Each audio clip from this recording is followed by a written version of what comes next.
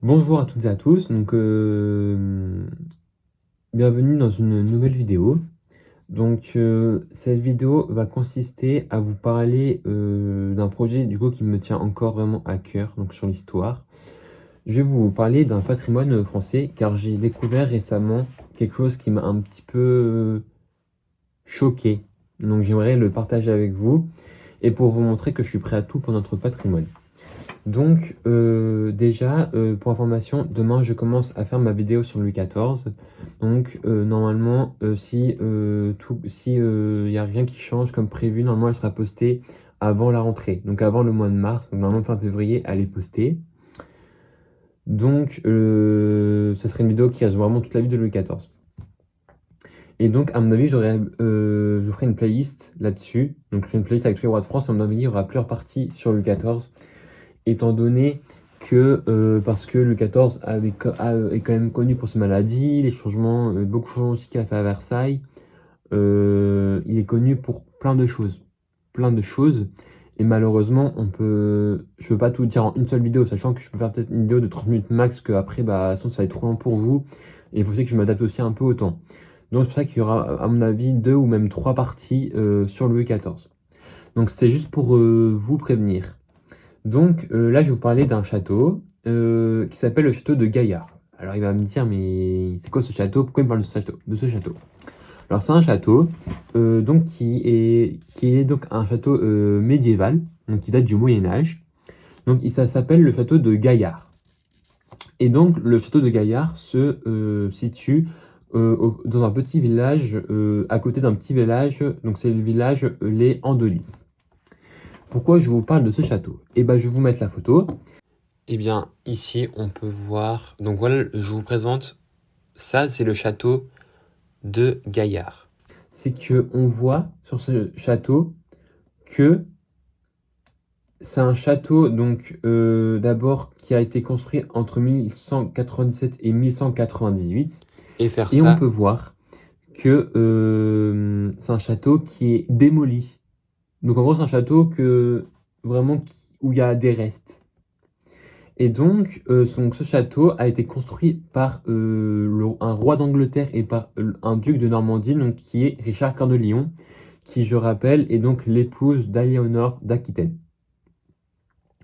Et donc, moi, quand j'ai vu ce château, donc ce château est classé monument historique, mais je me dis, il n'est pas encore protégé par le patrimoine. Enfin, par l'association qui font le patrimoine, il est pas protégé par l'État. On peut voir donc des ruines, des champs de ruines. Et donc, on peut voir pratiquement, il y a même plus de donjon. C'est vraiment juste une tour. Euh, Avant, à l'époque, il y avait un potager, un jardin, une basse-cour. Maintenant, tout est démoli. Et c'est ici où j'interviens. C'est que on peut reconstruire ces châteaux. C'est-à-dire que ces genres de châteaux, parce que c'est quand même un roi d'Angleterre qui est passé par là, un duc de Normandie qui est passé par là. On parle quand même bien de Richard Cœur de Lion, quand même. C'est quand même pas rien pendant le Moyen-Âge. Et donc, il est passé par là, donc voilà. Et en fait, ces châteaux, du coup, a été détruit en 1600. Donc, c'est juste avant la période de Louis XIV. Donc, ça doit être pendant la période de Louis XIII.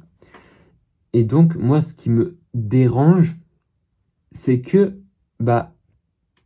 on n'a plus vraiment le souvenir de ce château-là. Alors que, en fait, maintenant, avec ce qu'on a en ce moment, donc maintenant, l'IA, et peut-être que maintenant, on peut dire l'IA pour demander est-ce que tu pourrais nous donner à quoi ressemblait le château à cette époque-là. Alors, bien sûr, moi je précise qu'en parlant de l'IA, quand moi je fais mes vidéos YouTube, soit YouTube, TikTok ou Insta, je n'utilise pas l'IA. Si j'utilise l'IA, c'est que pour des idées que je pourrais avoir à accomplir, à faire. Attention, moi je n'utiliserai pas du tout l'IA, l'IA c'est niette. Si j'utilise de l'IA, ce sera pour du bon sens. Si j'utilise de l'IA, c'est pour en faire quelque chose de bien et non des vidéos qui est fait comme ça à la va-vite. L'IA, si on peut utiliser l'IA, il y a des choses qui servent avec l'IA, mais d'autres, il faut faire attention quand on l'utilise. Si on utilise l'IA, dans ce cas-là, il faut faire attention et il faut l'utiliser correctement. Et donc, ce que j'aimerais passer comme message, c'est que ce que je vais vous dire, ça a été prouvé. Je vais vous expliquer pourquoi. Parce que en fait, on peut reconstruire ces châteaux-là. Alors bien sûr, il y en a qui peuvent se dire, ah oui, mais du coup, bah, ce château-là, oui, mais dans ce cas, c'est bien de les reconstruire. Mais du coup, peut-être qu'on peut reconstruire du coup avec les méthodes bah, de notre avenir, donc de nos jours. Par exemple, avec des grosses machines qui ont été inventées récemment et tout ça. Eh ben non. Parce que la preuve, ils nous ont montré une preuve avec la cathédrale Notre-Dame de Paris quand elle a brûlé en 2019. Donc après, elle a été restaurée en 2024, si je ne me trompe pas, si je dis pas de bêtises. Et donc, quand elle a rénové, tout a été fait à la main comme au Moyen-Âge. C'est-à-dire que pour la forêt, donc, par exemple la charpente, ils ont redécoupé des arbres, ils ont refait avec le bois. Pareil pour les briques, pour l'art gothique, ils ont tout fait comme au Moyen-Âge. Et donc, voilà. Et donc, c'est pour prouver qu'on peut reconstruire les châteaux comme au Moyen-Âge. Certes, c'est mieux quand même qu'ils construisent eux-mêmes, qu'on pouvait garder le vestige, mais même si nous qui les construisons, on peut quand même redonner vie au château, sa vie qu'il avait avant. C'est ça que je voulais vous prouver. C'est ça que je veux prouver. Et donc, c'est possible parce que la preuve, ce qu'ils ont fait avec la cathédrale Notre-Dame de Paris, et encore un château, pour moi, ça peut prendre un petit peu moins de temps que de rénover une cathédrale, pour vous dire. Donc voilà, bien sûr, pour la construire, je proposais de garder les mêmes pierres qui restent, soit qu'on rajouterait des pierres et tout ça. Et vous imaginez, vous êtes du coup au village, dans le petit village Les Andelys. Je pense pas que vous voyez le petit village, je vais vous mettre une photo, mais c'est un super, il a l'air comme mignon, sur les photos en tout cas. Et le château, il est à côté. Vous imaginez, vous voyez, donc là vous êtes dans le village, vous voyez au loin le château. Mais sauf qu'en fait, bah, le château, en fait, bah, c'est un champ de ruines. C'est un champ de ruines. Donc voilà. Donc c'est un petit peu dommage. Étant donné que du coup c'est ouvert aux visiteurs ce château, mais le problème c'est que bah, comme il est en ruine, il n'y a pratiquement rien à voir. Donc voilà, pourtant il y a quand même beaucoup de visiteurs qui y vont.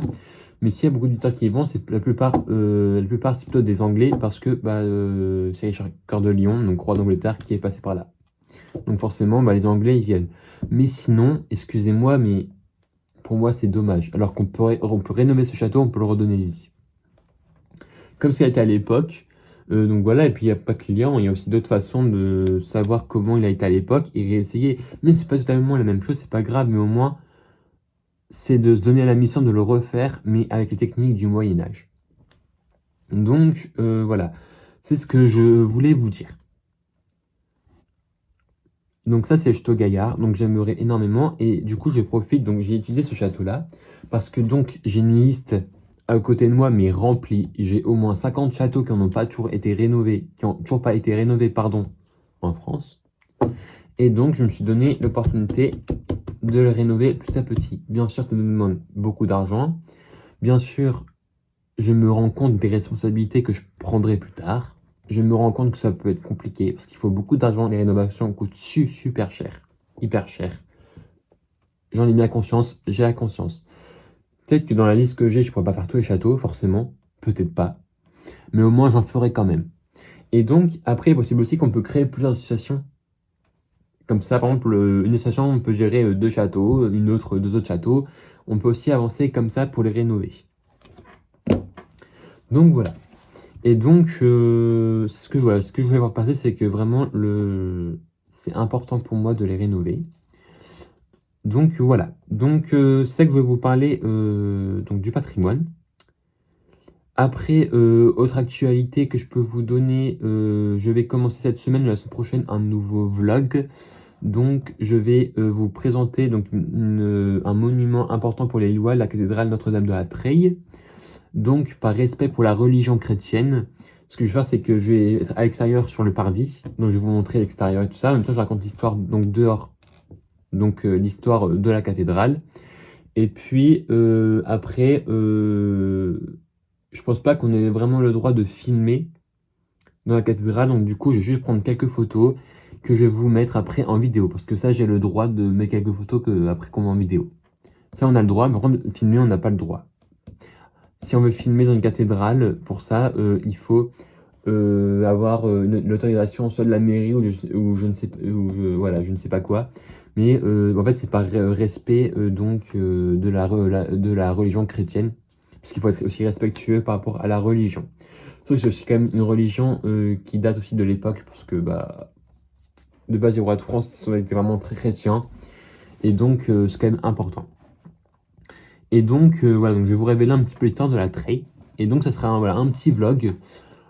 C'est mieux forcément de rentrer à l'intérieur, mais voilà, comme je vous l'ai dit, j'entrerai pas à l'intérieur par raison de... Voilà, par respect pour la religion chrétienne. Donc voilà, donc j'ai prévu, comme je vous dis en début de vidéo, j'ai prévu de faire une vidéo donc sur Louis XIV, qui va peut-être durer en plusieurs parties, parce qu'il y a beaucoup de choses à dire sur Louis XIV, 72 ans de règne, ça fait quand même beaucoup. Après, je prévois aussi de faire des vidéos sur Versailles. Pareil, il y aura plusieurs parties. Donc là, je ferai une playlist entière que sur Versailles. Parce qu'il y aura beaucoup et beaucoup de choses à dire entre le château, plus les jardins, plus le grand Trianon, plus le petit Trianon, plus l'orangerie, plus... Voilà, il y a encore beaucoup de choses à dire. Aussi, tout ce qui a disparu de nos jours, donc à Versailles, donc ce qu'il y avait à l'époque, ce qui a disparu aujourd'hui, et tout ça. Ce qui a été fermé au public, les trésors secrets de Versailles, tout ça. Là, ce sera vraiment des longues vidéos. Ça va prendre peut-être 1 an pour faire ça. Parce qu'il y a tellement de vidéos de Versailles. Il y a tellement une histoire depuis Louis XIII jusqu'à nos jours, en passant par Louis XIV, Louis XV, Louis XVI, la Révolution, la Seconde Guerre mondiale, De Gaulle, l'accueil en politique. Parce que je vous verrai qu'à la fin, qu'en fait, du coup, Versailles, après, est devenu un endroit politique. Parce qu'avec le palais des congrès, là où a été voté des lois, enfin voilà. C'est super important. Et donc, c'est pour ça que je vous en parlerai dans des vidéos YouTube. Donc, voilà. Là, je suis actuellement aussi en train de travailler. J'ai beaucoup de projets, mais même ça va prendre du temps à tous les faire. Je me donne le challenge aussi de les faire, de les finir. Puisque moi, quand je commence quelque chose, je l'ai fini. Donc, par exemple, j'ai ma pièce de théâtre donc sur Louis XV. Donc, pour ceux qui n'ont pas été au courant, j'ai sorti une pièce de théâtre donc sur Louis XIV que je vais transformer plus tard en comédie musicale pour ajouter des chants et tout ça. Pour que ça soit un peu plus, on va dire, vivant. Et pour les chants, bien sûr, je vais rajouter des chants de l'époque qu'on peut avoir de l'époque. Peut-être que ça va paraître bizarre aux spectateurs. C'est possible. Mais encore une fois, moi, je suis vraiment dans l'époque, vraiment dans la royauté, dans la monarchie française. Tout ce qui est monarchique. Donc, on va avoir toujours des chansons françaises. Donc, voilà. Et donc là, du coup, je suis en train de travailler sur la théâtre Louis XV. Et puis après, je serai sur Louis XVI. Hop. Napoléon. Louis XVIII. Etc. Etc. Donc, voilà. Donc, même sur Versailles, j'en ferai une sur Versailles. Bien sûr, donc j'essaye de faire tous ces petits projets-là.